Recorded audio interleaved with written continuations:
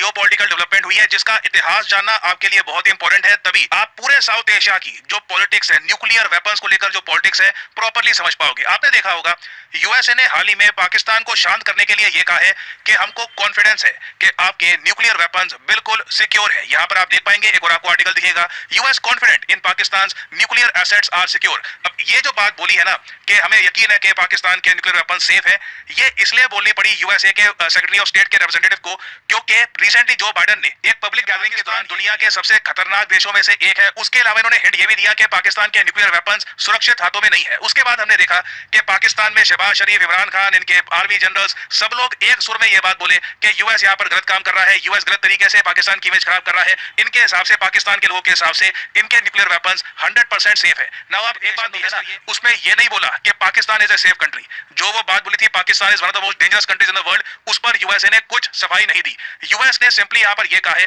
कि हाँ, मानते हैं कि पाकिस्तान के न्यूक्लियर वेपन्स सेफ है। और अगर आप सोच रहे हैं कि यूएस को ऐसा क्यों कहना पड़ा, आप जान के सरप्राइज होंगे, क्योंकि पाकिस्तान के न्यूक्लियर वेपन्स की सेफ्टी की फंडिंग ही यूएस ने करी है। और ये कोई थ्योरी नहीं है, ये एक ऑफिशियल फैक्ट है। न्यूक्लियर टेस्ट किया और दुनिया के सामने अनाउंस कर दिया कि इनके पास भी न्यूक्लियर वेपन्स है। तब से यूएसए के माइंड में चिंता ये थी कि पाकिस्तान में जो रिलीजियस फंडामेंटलिज्म वाले जो एलिमेंट्स हैं, जो जिहादी वावे माइंडसेट वाले लोग हैं, उनके हाथ में अगर ये न्यूक्लियर वेपन्स चले गए ना, तो पूरी धरती को बहुत सारा लॉस हो जाएगा। और इसलिए 2005-2006 में यूएसए ने एक प्लान बनाना स्टार्ट किया। इस प्लान के अंदर यूएस पहली बात तो पाकिस्तान को पैसे देगा, किस बात के, ताकि पाकिस्तान के न्यूक्लियर वेपन सेफ रह सके, इनकी सिक्योरिटी बिल्कुल फुल प्रूफ हो। उसके बाद पेंटागन ने एक और प्लान ये बनाया कि कल को अगर मान लो जी पाकिस्तान या अफगानिस्तान के आसपास हालत बहुत ज्यादा खराब हो गई, जिस तरीके से रातों रात तालिबान छा गया पूरे अफगानिस्तान में, पाकिस्तान में भी मान लो, पाकिस्तान में भी पाकिस्तान तालिबान है, मान लो इंटरनली पाकिस्तान के उनका सपोर्ट बढ़ता गया, लोग तंग आ गए, पॉलिटिशियन से लोगों ने कहा सब करप्ट है, अंत में पाकिस्तान तालिबान को पावर मिला और रिलीजियस लोग हैं, ये देश को सही जगह में लेके जाएंगे। उस केस में क्या किया जाएगा? उस केस में पेंटागन ने ये कहते हैं स्नैच एंड ग्रैब। और स्नैच एंड ग्रैब का मतलब ये होता है कि बस छीन लिया जाए। और यूएसए का प्लान यही है कि अगर स्थिति बहुत ज्यादा खराब हो गई, जो रिलीजियस फंडामेंटलिस्ट एलिमेंट्स है पाकिस्तान में, ये बिल्कुल पावर में आ गए और इनके हाथ में न्यूक्लियर वेपन अगर लगने वाले हैं, तो ग्रैब करके बस पाकिस्तान के न्यूक्लियर वेपन्स देश से निकाल देगा। ऑफ कोर्स मुझे यहाँ पर ऐड करना पड़ेगा कि ये ऐसा नहीं है कि ये जो स्नैच एंड ग्रैब प्लान है तभी काम करेगा जब पाकिस्तान तालिबान पावर में आ रहा होगा। बीच में अगर मान लीजिए पाकिस्तान में सिविल वॉर भी हो जाती है, गृह युद्ध हो जाता है, इंटरनली जनता अपनी आर्मी के अगेंस्ट हो गई, आर्मी के हाथ में आर्मी के लोग भाग रहे हैं, तो उस केस में भी पेंटागन ने एक प्रॉपर प्लान बना रखा है जिसके अंडर ये पाकिस्तान के न्यूक्लियर वेपन सिक्योर कर लेंगे ताकि ये गलत हाथों में ना चले जाए। अब यहाँ पर आप कहोगे मगर ये बात कहां लिखी है कि यूएसए ने पैसे दिए थे ताकि पाकिस्तान खुद के न्यूक्लियर वेपन्स सेफ रख पाए? देखिए आपके सामने ये आर्टिकल है 2007 का। द यूएस एडमिनिस्ट्रेशन, अगेन ये कोई ओपिनियन नहीं है, ये आसान नहीं है कि कोई आदमी कह रहा है मेरे हिसाब से ऐसा हो सकता है, दीज आर फैक्ट्स, ये हुआ है। यूएसए ने ये स्पेंडिंग दिखाई है अपने अकाउंट्स में।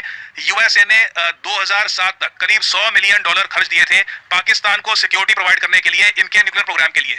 अब 2007 से लेकर 2022 आ चुका है, उसके बाद कितनी फंडिंग दी गई है ये सीक्रेट रखी गई है, बात किसी को पता नहीं है, मगर मैं अज्यूम कर रहा हूं डेफिनेटली 100-150 मिलियन डॉलर यूएसए ने और दिए होंगे पाकिस्तान को ताकि पाकिस्तान कॉन्स्टेंटली अपने न्यूक्लियर वेपन सेफ रख पाए। अब यहाँ पे आप कहोगे वेट, न्यूक्लियर वॉरहेड ये पाकिस्तान बहुत से तरीके इस्तेमाल करता है। पहली बात तो क्या है कि पाकिस्तान की मिलिट्री ने बहुत सारी साइट्स बना रखी है पाकिस्तान में, जहां पर ये पाकिस्तान न्यूक्लियर वॉरहेड लगातार चेंज होते रहते हैं। चलिए कि पाकिस्तान की आर्मी की 10 साइट्स हैं पाकिस्तान में जहां पर ये वॉरहेड है, तो इन 10 साइट्स में से 5 ऐसी साइट होंगी जहां पर नकली न्यूक्लियर वॉरहेड होंगे, 5 ऐसी होंगी जहां पर असली न्यूक्लियर वॉरहेड होंगे। जी हाँ, और कॉन्स्टेंटली इनको मूव किया जाता है, इनकी मूवमेंट की सारी डिटेल्स पाकिस्तान के आर्मी के चीफ के पास जाती है ताकि इस बात को इंश्योर किया जाए कि बीच में कोई करप्शन तो नहीं। खैर मान लीजिए कोई पाकिस्तान की आर्मी में कोई जनरल है, वो रिलीजियसली बहुत ज्यादा एक फंडामेंटलिस्ट सोच का हो चुका है और किसी ने उसको इतना इन्फ्लुएंस कर लिया कि आप जी देखिए वॉर लड़नी है रिलीजन के लिए, होली वॉर लड़नी है, तो आप जो ये न्यूक्लियर वॉरहेड है ना, एक चुपचाप ये तालिबान के हवाले कर दो। इस केस को भी अवॉइड करने के लिए पाकिस्तान की मिलिट्री ने बहुत से यहाँ पर मेजर्स रखे हैं। कॉन्स्टेंटली सैटेलाइट्स का यूज किया जाता है, निगरानी रखी जाती है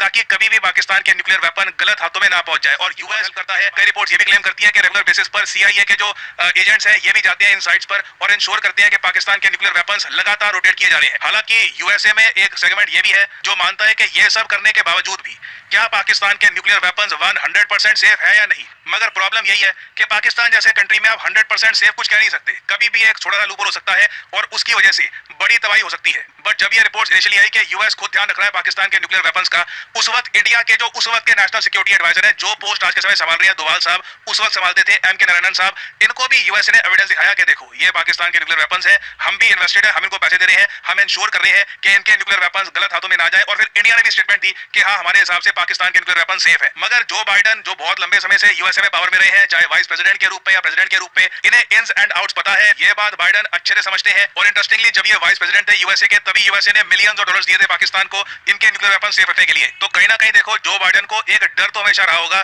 कि जो मैंने पैसे दिए हैं इनको, जो भी हम करने की कोशिश कर रहे हैं, क्या ये 100% फुल प्रूफ है या नहीं। और यही बात जब ये मेंशन कर रहे थे तो इनकी जुबान से निकल गया कि देखिए वहां पर न्यूक्लियर वेपन्स तो है मगर कोई कोहेरेंट स्ट्रक्चर नहीं है, कल को प्रॉब्लम आ सकती है। अब ये बात इन्होंने कर दी कैजुअली, मगर ऑफिशियली आप अगर देखो, ऑफिशियली यूएस कभी नहीं कहेगा कि पाकिस्तान के न्यूक्लियर वॉरेंट खतरे में है, क्योंकि यूएस खुद इसकी सिक्योरिटी फंड करता है और इंश्योर कर रहा है कि पाकिस्तान के न्यूक्लियर वेपन्स जेन्युइनली खतरे में होंगे। ये चुपचाप वॉरहेड निकाल देंगे पाकिस्तान से, जितने भी निकाल पाए निकाल देंगे। पाकिस्तान की जो यूरेनियम एनरिचमेंट फैसिलिटी है इसको डिस्ट्रॉय कर दिया जाएगा और कोशिश की जाएगी कि डैमेज हम कंट्रोल कर पाए। मगर इंडिया को आज के समय ये क्वेश्चन जेन्युइनली पूछना चाहिए कि क्या यूएस सही में बिलीव करता है कि पाकिस्तान के न्यूक्लियर वेपन सेफ है, या फिर ये बस अपनी पॉलिसी को, पुरानी पॉलिसी को रिपीट कर रही है कि हम इनको पैसा देते हैं, हम इनकी हेल्प कर रहे हैं, तो इसलिए बाय डिफॉल्ट पाकिस्तान के न्यूक्लियर वेपन सेफ है। मेरे हिसाब से अब टाइम आ चुका है कि अब इंडिया पाकिस्तान के न्यूक्लियर वेपन्स की सेफ्टी का जो इशू है ये यूएन में और जगह भी रेज करे।